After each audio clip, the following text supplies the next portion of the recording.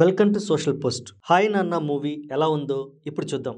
Hi నాన్న movie చాలా చిన్న స్టోరీ. ఇందులో ముఖ్యంగా మహి పాత్రతో ఈ సినిమా మొదలవుతుంది. మహి అంటే నాని కూతురు.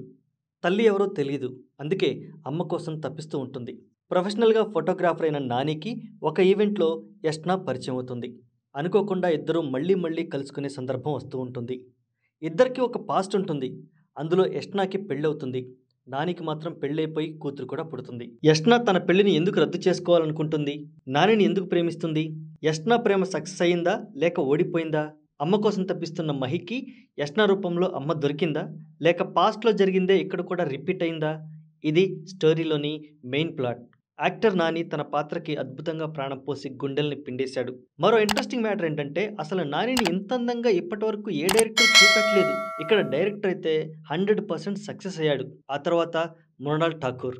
ఆల్రెడీ సీతారామంలో చూశాక అంతకంటే ఎవరు బాగా చూపలేరు అనే కాన్సెప్ట్ ఫీల్ మనకందరికీ ఉంటుంది. కానీ ఇక్కడే మ్యాజిక్ జరిగింది. ఆమె గ్లామర్ని స్క్రీన్ మీద భలే ఎస్టాబ్లిష్ చేశాడు డైరెక్టర్. అసలు నాని మృణాల్ ఇద్దరు ఒకే ఫ్రేమ్లో కనబడుతుంటే ఎవరిని చూడాలో అర్థం కాలేదు కాసేపు. ఇక ఇందులో మరో ముఖ్య పాత్ర నాని కూతురు మహి పాత్ర. ఆమె పేరు కియారా. చూడడానికి చాలా క్యూట్గా ఉంటుంది. నటన కూడా అదే రేంజ్లో అదరగొట్టింది. ఇక మిగిలిన పాత్రలు చేసిన హీరో జయరామ్, కమెడియన్ దర్శి కూడా బాగానే చేశారు. పాత్రలు చాలా తక్కువే ఉంటాయి కానీ వాటి మధ్య వచ్చే ఎమోషన్స్ చాలా బలంగా ఉంటాయి. సినిమాలో హైలైట్ అంటే కెమెరా వర్క్. అద్భుతమైన లొకేషన్స్లో సినిమా మొత్తం తీశారు. ఈ విషయంలో దర్శకుడు టేస్ట్ని, నిర్మాతల ఇంట్రెస్ట్ని మెచ్చుకోవాలి. ప్రతి ఫ్రేమ్లో కలర్ఫుల్గా ఉంది. చాలా ఇంటెన్సిటీతో ఉంది. సినిమాలో లైటింగ్, కాస్ట్యూమ్స్ ఎక్కడా కూడా బోర్ కొట్టవు.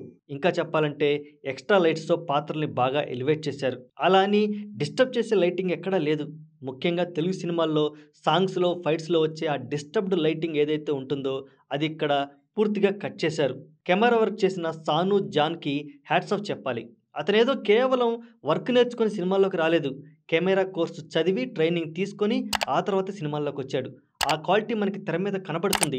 మనం పెట్టిన డబ్బులకి 100% న్యాయం జరుగుతుందనే ఫీల్ అవుతాం. ఈ మధ్య సూపర్ హిట్ సాంగ్స్ ఇస్తూ దూసుకెళ్తున్న మ్యూజిక్ డైరెక్టర్ హషీమ్. ఈ మలయాళీ ఇచ్చే ట్యూన్స్ తెలుగులో కూడా అద్భుతంగా సూపర్ హిట్ అవుతున్నాయి. ఇందులో కూడా సాంగ్స్ అన్నీ బాగున్నాయి.